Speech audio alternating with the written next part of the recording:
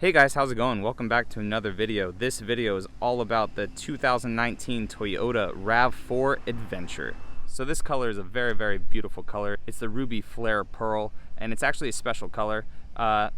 It almost looks like a flatter Barcelona red that's on the 4Runner.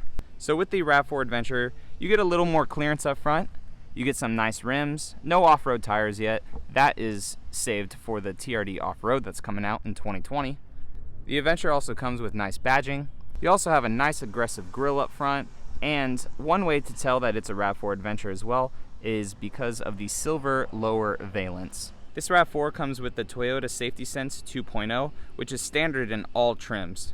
You have your blind spot monitoring, you have radar adaptive cruise control, lane departure assist, steering assist, and the radar adaptive cruise control, with that it's full cruise control. So you can go from 80 miles an hour down to 2 miles an hour, 0 miles an hour if you want, and then back up to 80 or wherever you have it set at. Full LED brake lights, but you have halogen reverse bulb and blinker bulbs. Your low beams and high beams are LED lights. You have halogen blinker bulbs, and your fog lights as well are halogen bulbs. And you also have a nice roof rack system. Coming on into the driver's side. Like I said, you have nice orange accents. These are all rubber and everything. It comes with Apple CarPlay, a nice big, I believe this is about an 8-inch screen. The Apple CarPlay is plug-in. I'm curious to see if the RAV4s next year come with Android Auto and Amazon Alexa, since that's going to be in the 2020 TRD Pros. All this is soft touch. All this is soft material up here as well. All soft touch throughout the driver door as well. It's a very nice put together car. There is a weather package option that you could get with this, with a heated leather wrapped steering wheel, heated and ventilated seats, but this particular model does not have that. Tons of visibility throughout this whole car. When you turn on cruise control, this is to show the distance of how you want your radar adaptive cruise control to work. This is that steering assist that I told you about. Music controls down here, and then this is all your information controls right here.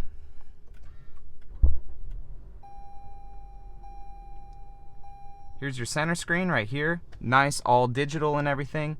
And what's really cool is you have your radar up here. It'll show your speed limit and everything, and this is all with the new Toyota Safety Sense 2.0.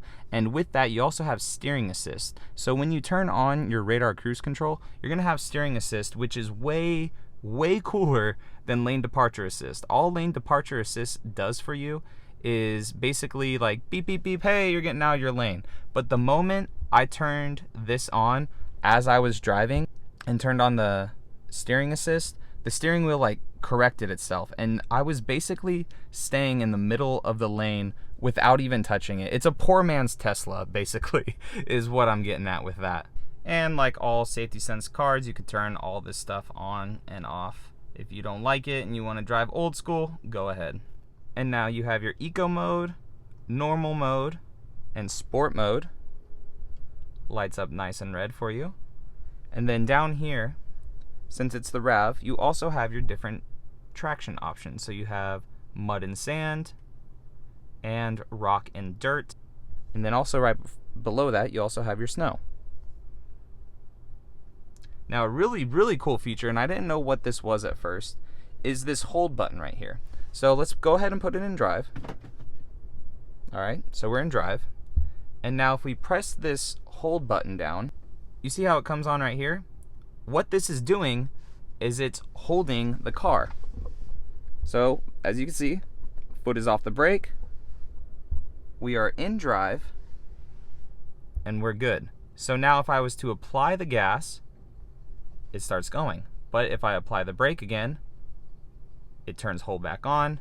I can take my foot off the gas, or I could take my foot off the brake, and we're good. So now, obviously, I wouldn't recommend this all the time because it just, you know, teaches lazy habits. But what's really cool about that is if you're at an incline. Since this is a RAV4 Adventure, you may be in a situation where you're not used to. So having that, you could, you know, maneuver yourself around the vehicle in a certain way, and the car will hold itself, which is very cool. Dual climate control as well, and tons of storage in this console.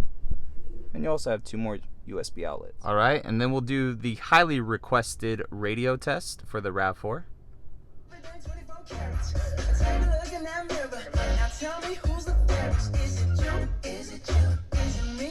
That actually sounds a lot better than my wife's. You can adjust it and everything. And everything was in the center, so we'll turn the bass up a little bit, treble up just a tad, bass a little lower. And then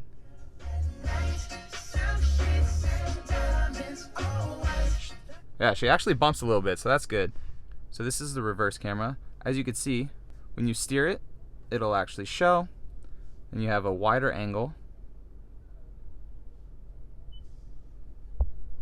And then you have also all these other options that you could do. Alright, and coming on into the inside, you have a lot of room, typical for Ravs. This has a nice mocha interior is what they're calling it, and all Rav 4 Adventures have this nice orange pinstripe with it. So I recently just drove this. I didn't film it because I didn't have the proper equipment to film it, and it would have just made for a bad video. But I'm almost 6 foot. I have the chair where I would have it. I like to drive a little further back, and here I am in the back of the Rav with ample room. On the XLE and up, you get rear vents. You also have USBs down here, and guys, there's ample room back here. Nice cup holders that come down, nice pinstriping and everything in the seats, and these seats are very, very nice leather. You have soft touch all up on the doors. The handles themselves are plastic, and then with coming around to the back, just to activate that nice power lift gate, it'll start to open for you. Tons of room in the back. Seats lift right here. Go nice and flat. And I like this actual material that Toyota is using for the seats on the back. It's almost like a nice little Velcro, and it leaves you all nice and protected down here. That one's not going down because that seat's pretty far back.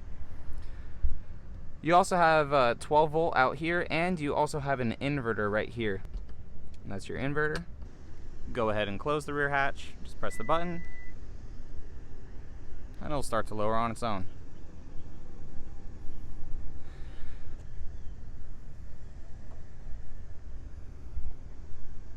It's pretty nice. So driving this car, guys, as opposed to my wife's Rav 4, it was a lot better. The 8-speed transmission mated to the 2.5 liter 4-cylinder. That's a transmission that should have been in it in the first place. It's a very nice, smooth riding vehicle, and it had the power when you needed it. It really wasn't searching for gears. I went from 15 up to like 65 miles an hour on the roads, like back and forth and stuff, and it was not bad at all. It was actually very, very nice. So the 8-speed in this is definitely really, really good for the short time that I drove it. Now, I'm not sure how it'll do on road trips and stuff like that, but if it's anything like the old outgoing Rav, it's definitely going to be really, really good. So yeah, guys, that was just a quick little review of this thing. I would like to thank Toyota for Walton Beach. I'll leave my car salesman guys info down in the description if you guys want to pick one of these up, or if you're in the panhandle of Florida area. If you guys like this video, go ahead and give it a thumbs up, and I will catch you all in the next one. All right, see you later.